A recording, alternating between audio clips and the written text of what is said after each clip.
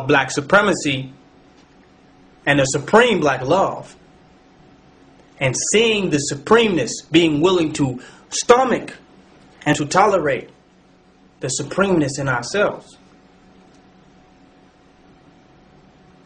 Because if we acknowledge that, and many people say, oh, I acknowledge it, I accept that, we would start taking back our communities. We would just start doing it. We would start being under this European. We would start circling him off and dealing with him specifically. But that's just a concept. That's just an idea. What's really going on in somebody's mind is black hate. That's why it's so hard for us to get together to do anything. Because as soon as we get together, we start to remember how much we hate one another. So we can't stay organized long enough to pull anything off. That's by design. That's by design. So beyond nation building, and organization or economic building, or real estate building, or land building, build up your perception of the black man. Build up your perception of the black woman. Build it up. Why could we have kings and queens in Africa? Not just a mere rhetorical statement or just something that somebody throw out just to say peace queen or peace king.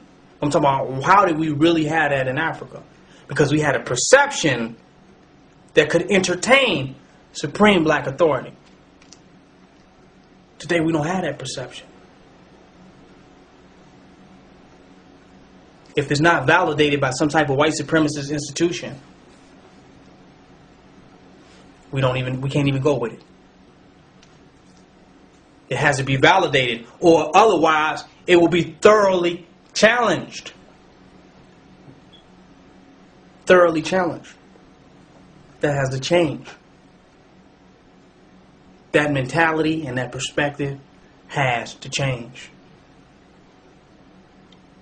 Something must be supreme for us to have black supremacy. Something has to have a supreme manifestation. It must be. We cannot have black supremacy but not see anything as supreme. We cannot have black love and not have the ultimate love for something. People talk about black love, but I don't see the ultimate love of black in them at all. They talk about black power, but they only pimp black power for economic reasons. They can't tolerate black power when they see it manifest something outside of a European get rich quick scheme. If they see some black power show up in some other ways. That's a fact. That's why we so upset and mad at drug dealers on our blocks. But we won't go shut down Walgreens in the pharmaceutical industry. And they are the biggest drug dealers out there. That's a fact. Because it's easy to attack black than it is to attack white. That mentality has to change within our community. If I got up here and I spent 5 hours talking about how negative black people were and how evil they were and how messed up our condition was, nobody would say nothing. But if I spend that same 5 hours talking about how evil the white man is, everybody would be like, shh, don't say that. You're a racist. But what are you when you hate your own people, though? What the hell is that, though?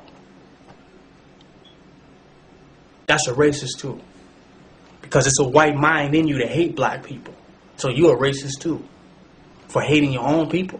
So whenever you talk negative about black people specifically, you're a racist. That is the white mind in us that has that attitude towards our people. Now, challenging our people based on ideology, that is a process of growth and development. But real negative perspective, saying to ourselves, oh, you ain't no God. You ain't no God. Interesting. That's black hatred.